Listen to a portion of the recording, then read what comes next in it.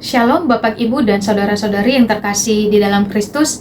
Saat ini mari kita mempersiapkan hati kita untuk merenungkan dan menerima kebenaran firman Tuhan. Namun sebelumnya mari kita bersatu di dalam doa. Bapa kami di dalam kerajaan sorga, pada saat ini Tuhan kami mau merenungkan firman-Mu. Bertatalah atas kami Tuhan, sehingga firman ini dapat kami hidupi, dan terlebih hamba-Mu Tuhan yang menyampaikan firman Tuhan, kiranya kata-kata yang keluar Tuhan hanya berasal dari Engkau. Terima kasih Tuhan, di dalam nama anak-Mu Yesus Kristus kami berdoa. Amin. Firman Tuhan hari ini terambil dari 1 Petrus pasal 2 ayat 9-10 dan 1 Korintus pasal 3 ayat 9 dengan tema kita hari ini, rekan sekerja Allah. Firman Tuhan demikian, tetapi kamulah bangsa yang terpilih, imamat yang rajani, bangsa yang kudus, umat kepunyaan Allah sendiri, supaya kamu memberitakan perbuatan-perbuatan yang besar dari Dia, yang telah memanggil kamu keluar dari kegelapan kepada terangnya yang ajaib. Kamu yang dahulu bukan umat Allah, tetapi yang sekarang telah menjadi umatnya, yang dahulu tidak dikasihani, tetapi yang sekarang telah beroleh belas kasihan. 1 Korintus pasal 3 ayat 9. Karena kami adalah kawan sekerja Allah, kamu adalah ladang Allah, bangunan Allah. Saudara-saudari, di dunia ini kalau kita melihat, banyak orang berlomba-lomba untuk mencari jabatan, mencari status sosial juga, atau menjadi orang-orang yang berpengaruh. Tapi firman Tuhan hari ini membuka mata rohani kita kembali. Tuhan memberikan kita jabatan yang sangat mulia, yaitu menjadi rekan sekerja Allah. Siapakah kita sebenarnya sehingga menjadi rekan sekerja Allah? Apakah kita layak disebut sebagai rekan sekerja Allah? Kalau kita lihat di dunia kerja, menjadi rekan sekerja artinya ada pekerjaan atau proyek yang sedang dikerjakan bersama. Dalam Efesus 2 pasal 10, firman Tuhan berkata, ada pekerjaan-pekerjaan baik yang dipersiapkan Allah untuk kita kerjakan. Berhubungan dengan itu, melalui firman yang sudah kita bacakan, apa status dan identitas kita sehingga kita dapat melakukan pekerjaan Allah dan mengerjakan proyek bersama dengan Allah. Ada 4 status dan jabatan kita. Yang pertama, kita adalah bangsa yang dipilih.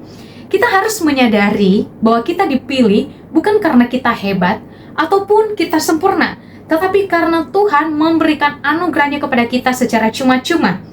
Dalam Efesus pasal 1 ayat 4, firman Tuhan berkata bahwa sebelum dunia dijadikan, Tuhan telah memilih kita.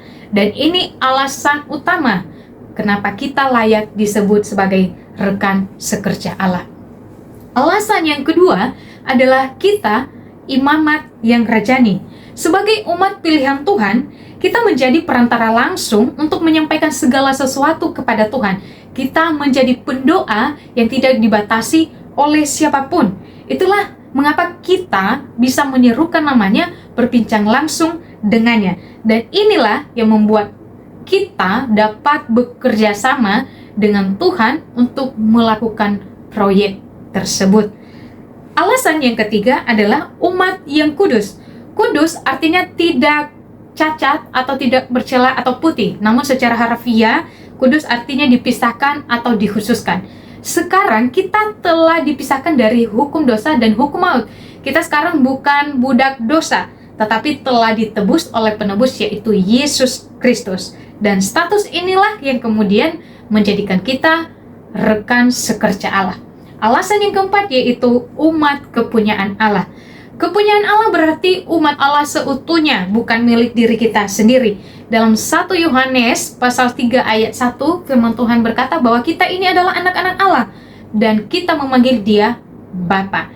Itulah yang membuat relasi hubungan kita semakin kuat dan bisa menjadi rekan sekerja Allah.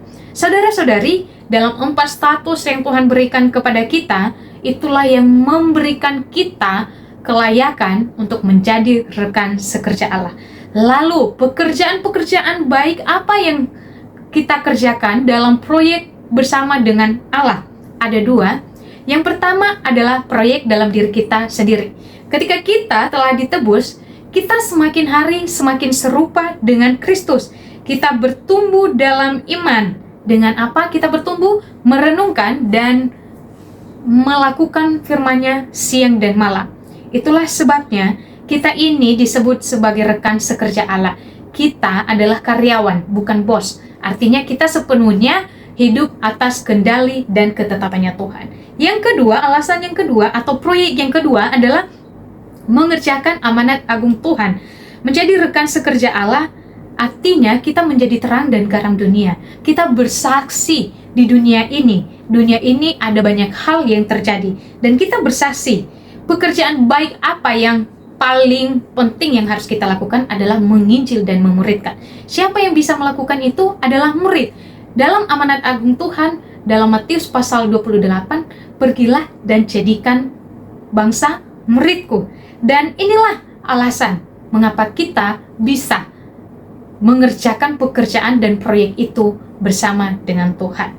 Jadi saudara-saudari, inilah hak istimewa yang hendak kita nikmati setiap harinya dalam pekerjaan kita, pelayanan, studi, dan dimanapun kita berada. Karena kita ini adalah bangsa yang kudus, imamat yang rajani, umat kepunyaan Allah, dan umat yang kudus. Serta kita mengerjakan dua proyek dalam diri kita dan mengerjakan amanat agung Tuhan.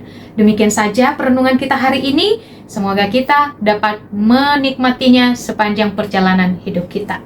Mari kita bersatu di dalam doa. Terima kasih Tuhan untuk firman-Mu yang boleh kami renungkan pada kesempatan ini. Kiranya kami dapat menikmati status kami sebagai rekan sekerja Allah dan dimanapun kami berada. Terima kasih Tuhan, di dalam nama anak-Mu Yesus Kristus kami berdoa.